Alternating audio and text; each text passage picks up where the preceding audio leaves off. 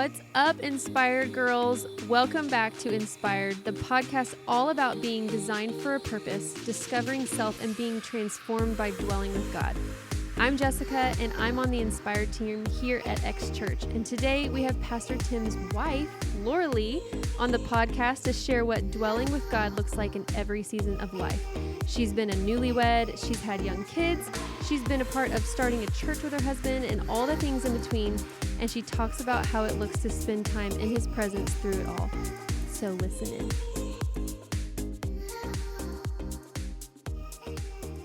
Welcome in. We're so excited that you've tuned into another one of our podcasts. This is our fourth podcast. Yes. We are moving along, and we have a really special guest today. I'm very excited. We have Pastor Tim's wife, Lorelei Moore.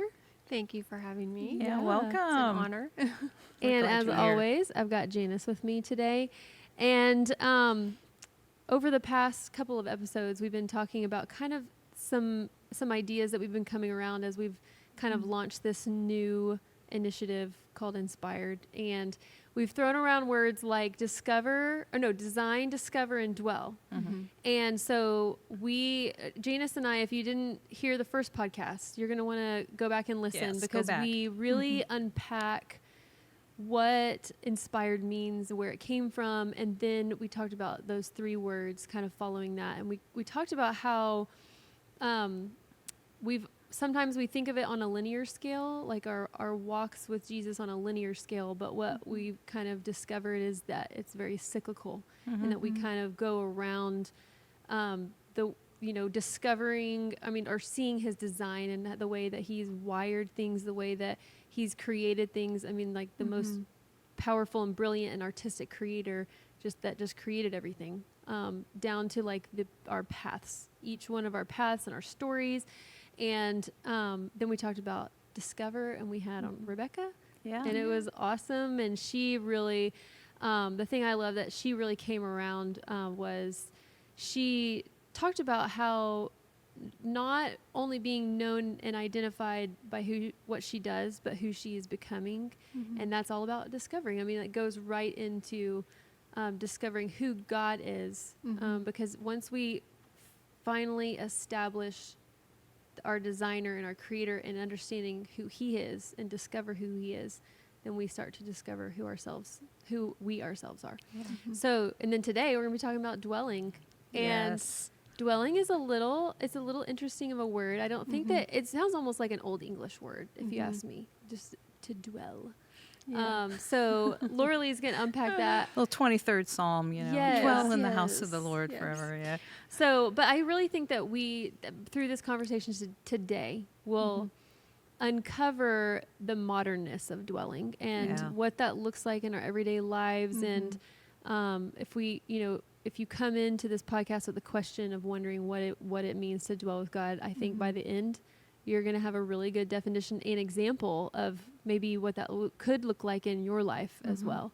So, but anyways, like I said, we have Lorelei, and I'm excited to have her on because I think that she's a lot of behind the scenes. And so I'm just excited that you've agreed and just accepted the invitation to come on and talk a little bit about who you are. And so just to begin, tell us a little bit about yourself. You're wife to Pastor Tim. You have two girls. You're a NICU nurse. You serve back in the X-Kids in the Explorers Room. So tell us your background. Where are you from? Did you grow up here? Right. Yep. So I grew up here in Columbus. I was born here. I've never moved from here. I've traveled a lot, but always ended up back here. My parents raised me in a Christ-centered home. My dad was a youth pastor and an elder. They went on to be missionaries shortly after Tim and I married. So that's kind of a little bit of my background growing up. Tim and I were married in '96. We have two daughters. One is 20 and one is 15, soon to be 16. I've been a nurse for 23 years, which is a really long time. Worked in pediatrics and in NICU. I've also served here in kids ministry since the beginning of the church. When we first started, we had Which was how two many years ago? kids, 2003. We had 2 kids in kids ministry. I was the teacher, the director, the schedule maker, for 2 kids. It was not too hard. So that's where we started. It's been quite a journey. And you and Pastor Tim got married young, right? Yes. I was barely 18 and he was 20. Wow. We married, and then that year that we married, his parents then moved to Italy for a job for his mother. And then a year later, my parents moved to Russia as missionaries. Wow. So we married young, and we were on our own. You were? young. Oh my gosh. Yes. That's We- a it scary was thought. very So how young. did you guys meet? We met at church. So I probably met him for the first time when I was about 8 years old, which 8? was, yes. Oh my gosh. It was when we started attending the same church that his father was the pastor at. Okay. So he was a couple years older than me. His sister is closer to my age. So we were friends. I wasn't really friends with him. I mean, he was older, and I just thought he was You weren't goofy. really And no, we weren't really friends. It wasn't until his family moved to Germany for his high school years, and he moved back once he graduated. And then we were in the same youth group. I was 15 and he was 17, and we became friends. And I was actually kind of dating one of his friends at the time, and we broke up, and his friend said, "You're going to end up with Tim." And I said, "No, I'm not." No. And lo and behold, 3 years later, we were married, and that same friend of his said to me at the wedding, "I told you so." I told you. And there we were. So it went from a friendship to dating to engaged in a span of 3 years. And yeah, it's That's exciting times. And then how long was it before you had Lauren? We had Lauren 4 years after we were married, so 2000. Mm-hmm. Yeah, and I was 22, so pretty wow. young too. I'd been a nurse for 2 years full time, and then we decided we'd love to have kids, and it happened. So it was great. All right. Oh, wow. So Yeah. were you in school then? You were in nursing school then when you guys first got married? Yes. So when we first got married, I was in nursing school, and he was working, I think he was at the Department of Veteran Affairs at that time. So I was in school full time. I worked casual at the hospital, so like one shift every 6 weeks or something. And he worked full time, and we lived in an apartment, and I cleaned a house one day a week for $24, and that was our grocery money at Aldi. And Oh my yeah, gosh. it was great. And it sounds kind of crazy, but like it was a really wonderful time because we just relied on each other and God, and Mm-hmm. it was really sweet. I just love that. That is such a great story. Oh my gosh. So, so you said that you've been a nurse for a long time, Mm-hmm. and then you are in what department then? I work in the neonatal intensive care unit. Okay. So, 11 on those the babies. little babies that are a little bit early or a little bit sick when they're born, and Mm-hmm. taking care of them and their families. And yeah, That's it's awesome. a great That's privilege. so good. Yeah.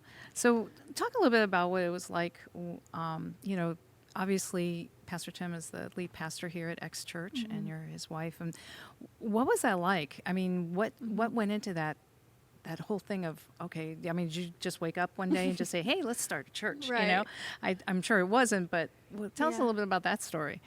Well, how that started is my parents, as I told you before, they were missionaries in Russia, and they were preparing to come home.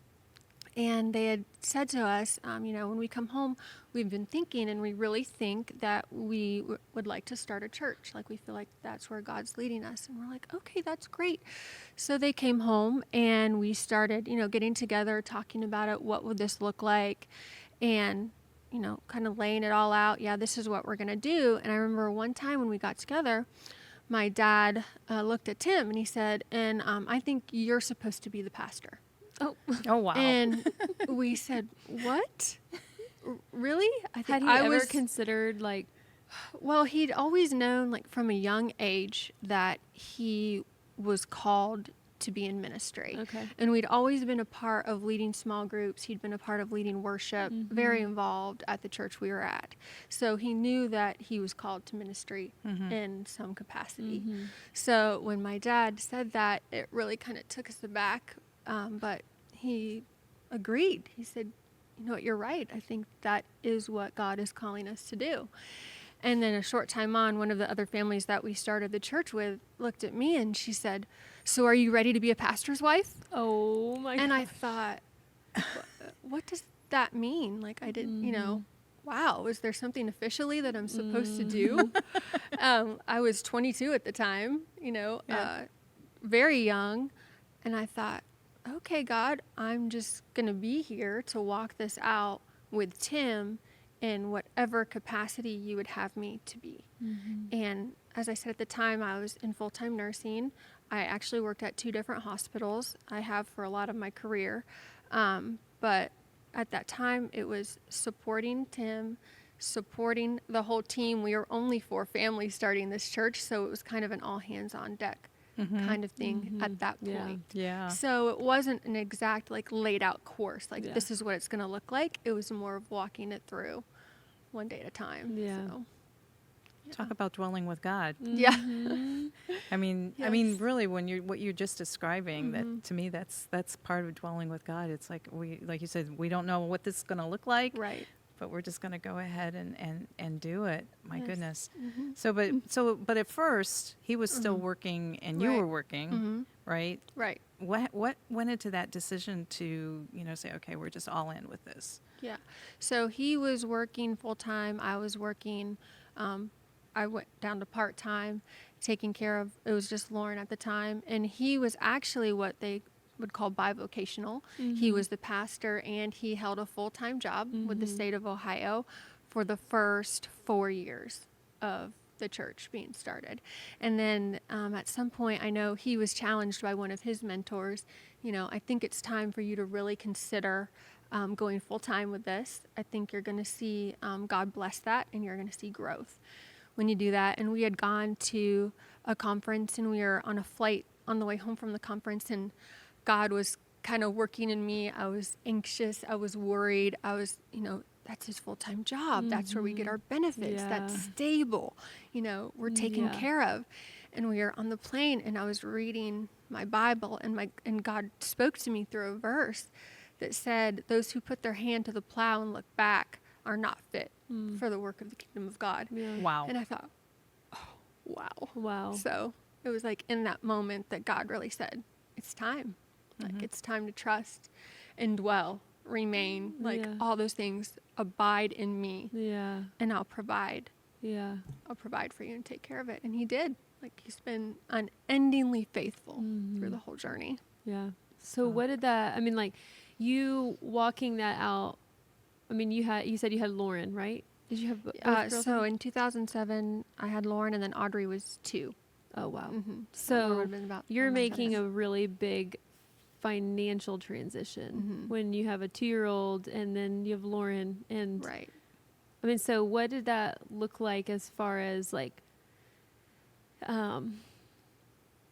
taking it one day at a time, trusting, I'm sure that there were times where you probably had like the big questions of like, well, are we going to eat this month or like, and then I know that like you said, he's always been faithful. So what did it practically look like? You probably changed schedules. Like he was probably very busy with, we've been a part of a church plant before and it is 24/7. Like you're on call 24/7 and like you're building. And so what did that look like for you as a young mom with young kids, but also supporting him and helping him build? So in 2007, it was kind of a crazy year, but God was totally in it. That's the year he decided to go full time. Also that year, the job that I was currently at, I had been at since I had graduated nursing school, they closed down our department. So I had to find another job. God was all over that too. Basically another job at another hospital was just handed to me. Wow. But in that, my schedule did change. And I changed from like a day shift job to a 3 to 11 position. And that really worked at that time because Tim was able to do a lot of what he needed to do at church and work. And then I was able to go to work in the evenings. And the girls, I mean, they were young. And thankfully, my mom, she offered to take care of them when either one of us couldn't be around. So we were really blessed in that. Yeah. I think just the whole thing, throughout all the changes, all the different things, I've just seen and Tim has seen that God has been faithful in every single step. Every time God has asked us to step out in obedience and we've done it, he's been faithful for like all the pieces to fall into place. So yeah, it's Yeah. Well, and That's the you, biggest thing. I want to go back to the, are you ready to be a pastor's wife? I think that, I mean, what I get in our culture today a lot, it was, or what I see a lot is like, we have a lot of like, just, you know, duo pastors, wife and pastor kind of thing. I think like, Yeah. Janice, we were talking about this before, what did they call the pastor's wife at your The old first lady of the church. Yeah. please don't call me that. Yeah. We won't. Well, and so, but you see a lot of dynamic pastor duos on the platform in front of people, both, you know, doing kind of the same roles. But that's not you. And that's what I love about you. I think that what I've always loved about you is you are gentle and kind, and you have just this quiet confidence of what your role is in this church and supporting Pastor Tim, and then also to your girls. And what I love is that your ministry goes beyond these walls and it goes into your job, and you love on those babies and you love on the parents of those babies. And so I love that about you, just to affirm you in that. But Thank you. I want to know where along in the way of this whole thing that's been playing out of just the church growing, how did you find your spot? Like you serve back in the ex-kids, but it's not like you don't need a platform to be like more like Jesus. And that's what I love. I think that's such a good example for all of us, is that we don't have to have a platform to be faithful and to serve in the kingdom. So like, can you just speak into that a little bit? Well, I think that has always been kind of hard for me, because through the years I've had people say, why aren't you leading the women's ministry? Why aren't you leading this ministry? You know, why aren't you speaking? Why aren't you on stage? And I've always felt like I'm right where I'm supposed to be. From the beginning, like I said, I have always served back in the kids ministry, and I love it. I love taking care of the young generation, their families. In my job, I've always worked in pediatrics or NICU. It's just, I love being with them, empathizing with them, caring for them. It's a big part of who I am. Also, our kids, you know, they're a huge part of my ministry. I just feel like I needed to be there for them, and whatever they needed, whatever season of life they're going through, that they would always know that someone is there, like someone is present. And Tim does a phenomenal job. I don't know how he juggles all that he does. He's an amazing pastor. He's present for everyone around, and then he comes home and he's an amazing father. But I feel like just being able to be at home when I wasn't working, providing like that stable home environment, just to be with the kids. And they love this church. My kids love this church. But when they were little, I didn't want them to be here 24 hours a day, 7 days a week. Like, I wanted them to know, like, you know, their lives matter too. And the church is a huge part of our life. God is the biggest part of our life, but it's not the whole, like, the church is not our whole life. Like, there are little things outside. And both of my girls have been involved in numerous sports and high levels of sports, just different activities. And I was also able to talk with families. Like, we've made friendships with people that my kids did sports with, or they were in Destination Imagination with. Like, we have great friends we developed, and just, I know that God has used us in those areas too. So I guess I've just never felt the need to kind of be like a forefront person. My biggest goal is to be there for Tim. Like when he comes home, like he deals with so many things. Like it's an honor and a privilege to be in ministry, Yeah. for him to be a pastor. But I wanted him to have somewhere at the end of the day that he could come home. I'm not involved in all of the inner workings, but he can come home in a safe place to just decompress.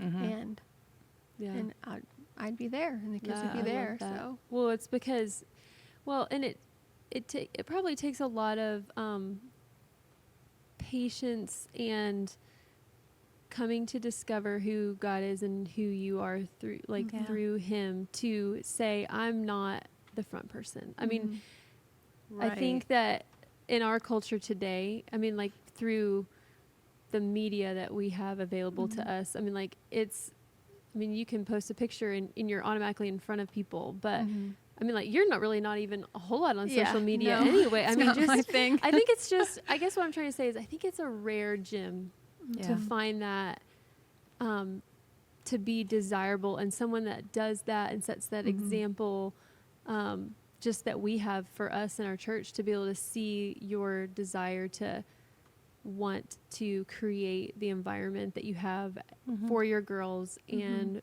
for Pastor Tim, because and I know that it's not only just the environment that you create for him. I know that you're a prayer warrior, and I know that that's a really big way that you support him, is like by praying for not only him but the staff and the church as well. So Yeah, I particularly, as you were talking about that, I was thinking about our concept of our discovering your design, how God's designed you, and that I think that's just so. What she said is so perfect, because you've discovered this is how God's designed you. How to say, I'm not the person who's going to be up there, preaching Right. alongside of my husband, but this is my place, and this is, and I love doing it, and it's exactly where He wants you, and you've discovered that, Yeah, and that's been a process. Because like I said, there have been times when I've been questioned, and then there will be times where I go through it and I'm like, what am I doing? What? I'm not who Tim needs me to be. I need to be more out there. I need to, be doing all these things, and I'll kind of struggle with that. And I just remember one time I was praying through that, and God said to me, like so specifically, I have created you exactly the way you are to be exactly who Tim needs you to be. And I've just held on to that. And just to have that promise has just been everything. So I love that. So what are the? I'm thinking also more practical too. Like so, in like with Pastor Tim building the church, with you pouring. I mean, like Audrey was in competitive gymnastics, like high level. Lauren did travel soccer. What did it look like for you on a? I mean, you had multiple jobs. What did it look like for you on a? Because I really want someone to speak into this, because what it looks like for me to dwell with God now is different than what it looks like for me to dwell with God when I had little kids. So Definitely. what does that look like? I mean, like, let's rewind. What does dwell mean to you? First of all. So dwell, when we were talking about this word, I looked up the word dwell, and it means to abide, to remain, to live, to sojourn. And I really like those words, because that's exactly what it is. I feel like in everyday life, like we can get so busy and so caught up in our circumstances and what we need to do, what needs to get done, that we can kind of forget like who we need to dwell in. Yeah. And I feel like if we remember to dwell in God, abide in Him, remain in Him, in His peace, in His grace, in His mercy, in His love, then He's going to help us with anything we do, no matter how busy we are. I have found that when I step outside of that and I forget who I need to be dwelling in, it's when the anxiety and the worry and the how am I ever going to get this done comes. When we were in that amazingly busy season of our lives. When Audrey was doing competitive gymnastics, I was homeschooling her. Lauren was doing soccer. It was crazy. I mean, sure. we started homeschool in the morning. We went to gymnastics at noon. We were home by 5. This was 5 days a week. And then I worked 2 night shifts a week. So I'd have to be at work at 7 until 7 the next morning. Homeschool again. Like, it was just like That an just makes me unending. sleepy. Oh my hearing you gosh. talk. I don't even know how. I don't know how we did it. It's kind of a blur. But it really was like God giving me the strength. But I'm not saying there aren't times that I kind of forgot whose strength I was relying on, and I'd start walking it out on my own. I got this. I'm doing this and this and this, and it's all. And then all of a sudden, the anxiety would come, and I'd be like, "What's going on?" And I'd realize I'm trying to do this on my own. I'm not dwelling in God's presence. I'm not setting aside the time to remember and to pray. Like, who is carrying us? Like, I'm trying to do it on our own. So. Which I is so think easy to get caught. It's I so feel like. easy. It is. Well, And- especially, and I want to say, like, it's being a woman and running a household. Right. Just the, women might not do all of these roles, but I mean, what are we going to eat for dinner? Like, what is Right. everybody in the house going to eat? I forgot cooking dinner. Yeah, I do that in between. Yeah, or I mean, just like figuring out what are we going to eat. Sure. We have to go get the food, Food, somehow, right? And I mean, cleaning the potties, like someone has to clean the potties, and like it's not always me, thankfully, but just between all those things, I feel like sometimes when we get on this like wheel of like, I know there's times where I feel like I am on top of the world because I have, well, my fingernails are painted. I always tell Trey, I said, Yeah. 2 things that make me feel like I can do anything is if I have my fingernails painted, Yes. or if my car's clean. Yeah. Those are like my 2 things. But when those 2, if you see me with my fingernails painted in a clean car, you know that feeling I good. am like, I've got everything. But I think it's also those times when I actually feel it's easy to forget. It's easy to forget that who is sustaining, Right. and who is the person and the source of like what is actually really important. Yes. And it's actually the times when you realize that, or that you are at several dead ends or hurdles, that you realize, Yes. where is my source coming from? Where am I dwelling? What is keeping this body moving? And then Right. it's kind of like it comes to a halt, and you Right. realize. Yeah, it's so, I mean, it is. It's really easy. I think as women, we wear so many hats during a day. You know, you can be a chauffeur, you can be a teacher, you can be a referee between your Ooh, kids. yeah. You know, you Yeah. can, you know, you're the advisor, you're a counselor, you know, and just the list goes on and on and on. And I know when my kids are very close in age, and when they were little, it was like you just feel like you go from one thing to the next thing, the Right. next thing, the next thing, the next Yeah. thing. And you can kind of get your, like you were saying, Jessica, you can get your routine, and you can say, I have this. Yes. I have this for me if my kitchen is clean, and please do not make a comment about putting things in the oven. Hey, it was you, not me. You just made the comment. That's only, I don't do that normally. I'm going to go on the record. I don't normally do that. It's only if somebody comes and I, you know, need something place to put stuff at the last second. But, you know, if my kitchen is clean and my toenails are painted. Ooh, it's free. It's toenails Yes. for you. Okay. Well, I play keys, and so all I can do is just clear stuff on my Okay. fingers. Yeah. They have to stay short. But those are the things that I can just feel like, hey, I've got my life together. Right. And it's always, you know, I just feel like sometimes Jesus just said, oh, here she goes again. There she goes, trying to do it You by know, herself. it's like, go ahead. You know what's going to happen. I'll make sure Yeah. you don't crash and burn too hard. But, Yeah. you know, and then all of a sudden you feel, you know, I find myself feeling restless, or I feel like I'm overwhelmed and I'm complaining. And it's like, well, yeah, I just went off and wandered off on my own, Yeah. you know? Right. So for, you know, I just love what you shared about that, of just, you know, staying so centered on him, you know, and you do have a really busy life, and you've had a busy life for many years. So what does that look like for you day to day on the concept of dwelling with him? You know, I mean, like when you don't have time. yeah, when you in the don't morning, have time. or when, well, for the ones with really little kids, or I mean, like the ones that work night shift, and you know, people talk about, you know, your quiet time in the morning. Yeah. what if you don't have that time? Right. What did Yeah. that look like Yeah. for you, and what does it look like for you? I think something I do a lot is when I'm getting ready in the morning is I play worship music and sing and pray. That's when I do a lot of my praying and singing, because it takes me a long time to get ready. So I have lots of time to pray in those moments. And even when my kids were younger and I was chauffeuring them a lot of places, my oldest daughter, she's 20 now and married to a wonderful man, Hunter. We love him. So she's, I'm not doing as much of the same kind of parenting, I would say. I'm still parenting, Yes. but it's not the same. I'm not driving my youngest around quite as much. She's not in quite as many activities as she used to be. But when they were in all those activities, and I felt like all I was a chauffeur and a Like cook, you lived in the car. and I lived in the car. I would say in the car. Those were great times to just turn on some worship music, pray. If you're someone that likes to listen to books, you could listen to your Bible, through in your car. And I think that's a great way to kind of remain, constantly dwelling with God and just spending time with Him in His presence.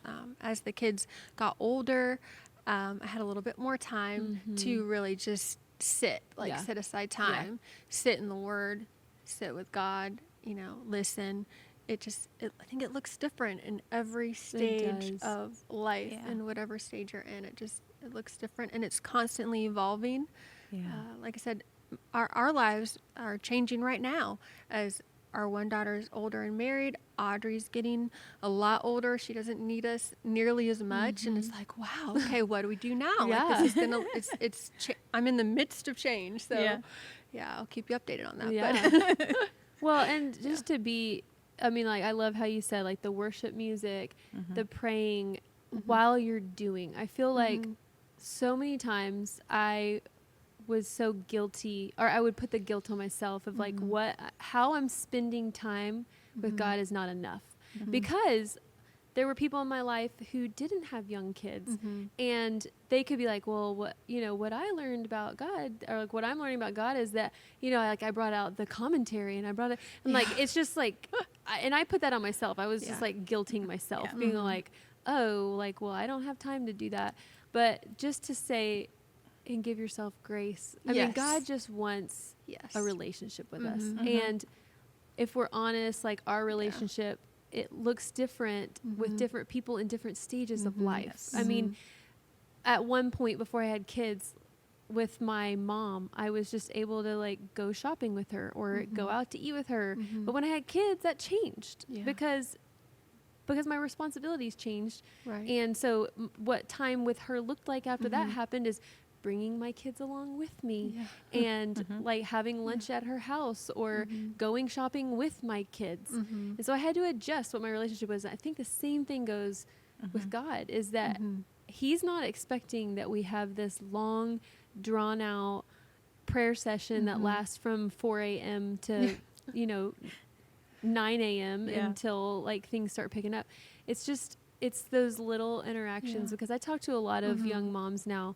It's hard for me to remember, but when I have those conversations, it always brings me back to, and what my advice always is give yourself some grace. Yes, I mean, that's like, a good way to God put just it. wants, just like a touch of interaction between Him is just a prayer. Like, even if it's thankfulness, like last night, the sunset was amazing. It was beautiful. And just to say, God, and just to teach my kids, God, thank you for that beautiful gift of your sign of like creation and just your love and grace towards us, on the go and in between. And like in between the cries and the diaper changing and then the carting around to all the sports, and to bring God with you, and also to bring your kids along with you. Yes. I mean, I'm sure you had tons of teachable moments with your daughters in the car. Oh yeah. And Great that time in for reflection dialogue. ended up just being worship to Him, because you are being a light to your kids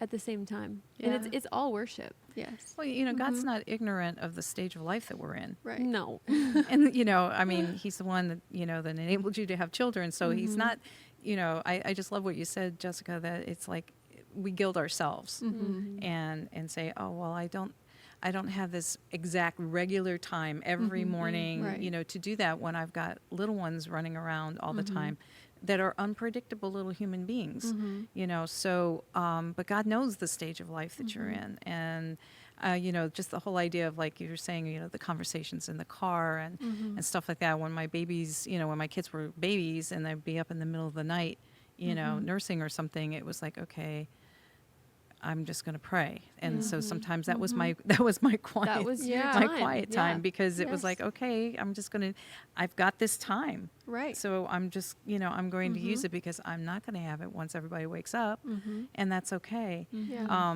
You know, just those moments where you can do those things, Yes. and just, you know, like you were saying, of just being thankful, or teaching your kids and just talking to them about, you know, let's thank Jesus that, I remember one time, when my kids were little, we didn't have a whole lot of money. And so I was like, let's thank Jesus that we found all of this stuff on sale today. Yes. You know? Yes. You I know? think it's so important. Yeah. And because it's, you know, I think that's the thing about Dwell, is that it's Yeah. not just a quiet time. Right. It is your entire life, every aspect of who you Yes. are. And that's what I hear you saying, is that it's in everything. Yes. You know, so yeah, let's talk about going grocery shopping. And Jesus, you know, made sure that we Yeah. had really good deals this time. Yes. You know, Yeah. so I mean that's really good. I'm curious, because I love asking people this, but what is one of your favorite Bible verses? One of my favorite Bible verses I've had since I was a kid. Oh, and wow. it was in a song that I It's the best way to learn verses. Yeah, I'm well, convinced. it was at a church, my grandmother's church in Maine. It was United Pentecostal Church, and I was there with her, and we sang this song. But the verse is Isaiah 40:31. Many people have heard it. It's but those who hope in the Lord will renew their strength. They'll soar on the wings of eagles. They will run and not grow weary. They will walk and not faint. And the end of, like, in the chorus, it ended with, teach me, Lord, how to wait. I can hear it in my And- head. Yeah. Wait a minute. I know. I don't know this song. Can we sing it? No. There's a reason why Tim used to help lead worship and I did not. Oh, same Maybe story you for can me. sing it. No. But wow, that verse, like, just looking at that verse, like, through my whole life, I feel like that's been like the mantra. Like, hope in me, remain in me, abide, dwell in me, and you will soar. Like, you won't faint, you won't grow weary. Even in the trials that I've had, as everyone goes through, in those moments, like, God has alone sustained me. Yeah. So that's one of my favorite Bible verses. Yeah. Well, and I love that even it had me thinking, like, because I think I can tend to be a skeptic, but, like, you know, you hear a verse like that and, like, I will walk and not grow faint, or I won't grow weary. I mean, but how Lord, many I'm times weary. do Yes, I I'm feel weary. Yes. very, very weary? And I Yes. think what's so important to remember, like, with that verse, is that it's really not all about how we feel. It's about what we know, and that promise that comes from that verse is that we will not. I mean, like, we might Yes. feel it, but we Yes. will not grow weary. We will not Right. faint, Yes. because the promise is that He is lifting us up. He is the Yes. one that's making us soar. Yeah. That's so good. I'll sing Yeah. it to you afterwards. Okay. Well, I need to know this song. Yeah, it's an old one. Yeah, I was, it's as soon as great. you said "Teach me, Lord, to wait," I'm like, oh, it's that one. Yeah. I know it. This is funny that this just reminded me of, like, when you asked about her favorite Bible verse. I remember when Trey was actually interviewing here, Pastor Tim asked me what my favorite Bible verse was. did. I literally went blank. I'm like, I mean, I know the Bible, but why? I mean, like, I all feel of like them, that often. all of them, like, Yes. so kudos. I was gonna say when I interviewed here, it was like, okay, please explain the gospel to us. What does the gospel mean to Oh. you? And it was like, Wow. Well, do you have 3 hours? Yeah. briefly. It had to be briefly. Okay. Yeah. So it was like, Yeah, I think that I just draw a blank when I'm asked, what's your favorite Bible verse? I mean, even now I'm like, what? Yeah. All of it? I mean, like, there's a lot of, I usually do But too. okay, well, let me say about that is that isn't it cool how when we dwell and when we're being careful to store up his word in our heart and his promises in our heart, that when we're asked point blank about something like what's your favorite Bible verse or what is a promise of God that you cling to, like yes, we can answer that, but when they're really recalled in the most truest way is when we're actually going through something, and the Holy Spirit just reminds us of that, or the Holy Spirit uses someone else to remind us of that. And so I think sometimes we draw a blank when it's just fun and games, but when we dwell, I mean, I'm sure you've seen time and time again where the promises and the word that you've stored in your heart have come up and been the thing that has carried you through in those trials. Yeah. Probably the most. Yeah. I think that's just cool how his word does that. Yes. I think, it's I think the thing that makes that word really real is, like you said, when you live through it, you know, to say, and because, you know, the Lord just keeps bringing you back to it and back to it and back to it and saying, this is why it's true. I know one of my favorites is in Hebrews 12, where it talks about that, you know, that we're, you know, we're running the race, the path that he's marked out for us. And believe me, there's plenty of times when I say, you know, did I miss a sign somewhere and get off my path, you know, and this rough terrain surely cannot be part of it. Yeah. But the assurance in that is to know that wherever I'm at and whatever I'm going through, that's what he's marked out for me. So he's going to provide, and he's going to sustain, and he's going to provide the mercy and the grace and the love and everything that I'm going to need to do that. And that scripture that you shared, I could see how that would just be such a rock. And not only that, it was planted in your heart as a child. Right. And now you work with kids. I love it. Yeah. I love it. Well, I just want to ask one last question. Okay. And it's just, I love sharing this question over even just lunch or coffee with friends, because I think that you could go on and on about it. But what is something that God has been teaching you recently? What is something that you're learning about God? Because you were talking about how you're in transition. And I feel like a lot of times in those changes and those pivotal moments when we're facing something way different out of our comfort zone, then God reveals another part of who he is. So what has that been for you lately? Okay, so I'm going to be completely honest. And this was Honesty the is question that, I mean, you kind of gave me an idea of what you'd be asking. And this was the question I was like, how do I answer this question? And so when I had talked to Tim, and he's like, tell me whatever question you have. I can answer it. Just Oh my easy." gosh, of course you So can. I said, of course you can. I said, so this is the question. And he goes, oh, I can't answer that. And I said, of course you can. It's a personal question. Yeah. So you can't answer it for me. But he did kind of help me because he reminded me of what I've been going through recently, and I didn't really want to talk about it. I've been dealing with a kind of a prolonged illness. So I thought, what has been God like revealing to me lately? And then as soon as Tim brought that up, I thought, I know what he's been revealing to me lately. And me, myself, I tend to be an introvert. I'm not a big, like, into parties, big social gatherings. Not that I don't like them. I like them, but I don't need that. I'm To fuel to fuel me. I'm very content, to be home, to be with people one-on-one. That's kind of more my wheelhouse. So in this prolonged kind of illness I've been going through, what I'm learning, though, is that I need people. Like, That's I've had beautiful. so many people, other people in my life, reach out to me consistently through this and just text me and say, I'm praying for you. How can I help you? What do you need? Just being in it with me. And God's really kind of revealed to me, you might not think you need people, but you need people. And I think that is a beautiful picture, too, of this ministry we're starting, Inspired. Like, we need people. Women need one another. Yes. And I pray and hope that we are that for the women in this church and in our community. Yes. So That is so good. That is so true. We do need each other. Yeah.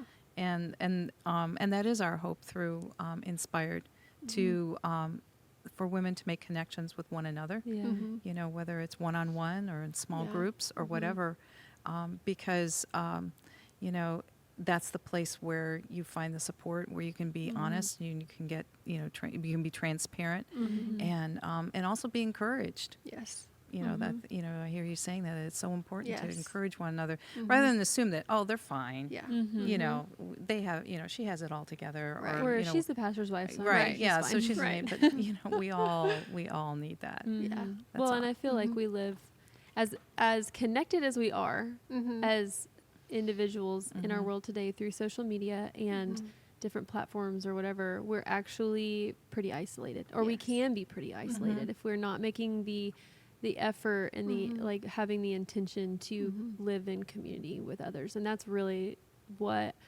this I mean, coming out of 2020 and people physically being isolated. Yes. Right. Not only physically but also emotionally and mentally. Just to be able to realize that I need people. I'm the same way. Like Yeah. if you put me out there, I will do fine. But where I am fueled is at Yeah. home with my close knit people, with my kids and with my husband.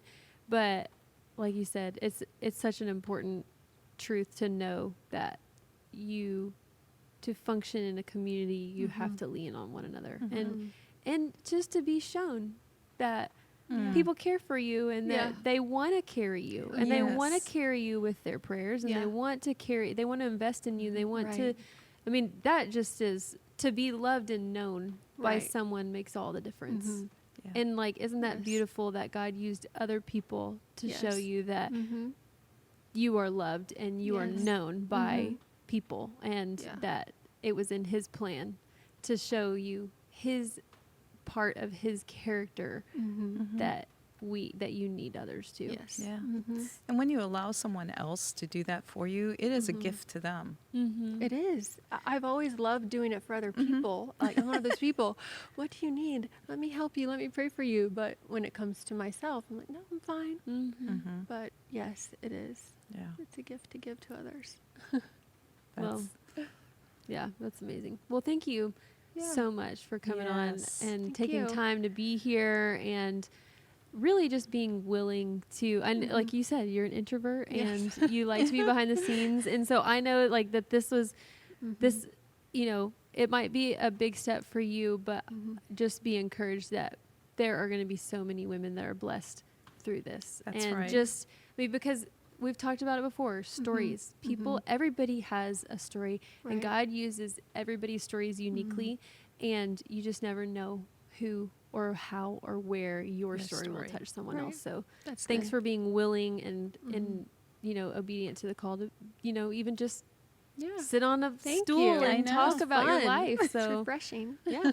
Yes. So great. you are going to want to come back next week because we are actually going to be introducing the rest of the Inspired team and kind of just getting to know a little bit about them. And then also we're going to give a little bit of hints and Oh, yeah. teasers to the conference coming up. We haven't mentioned the conference on the podcast, but we are having our first ever women's conference, Inspired Conference, here at our church in Columbus on September 25th. So you're going to want to come back next week to kind of understand what what we have up our sleeves. You for don't want to miss it. All right. We'll see ya.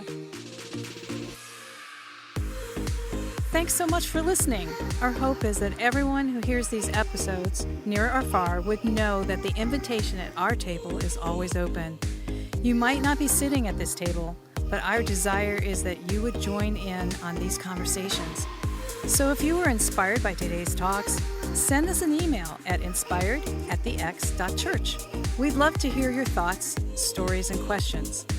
And as always, don't forget to rate and review wherever you listen to podcasts.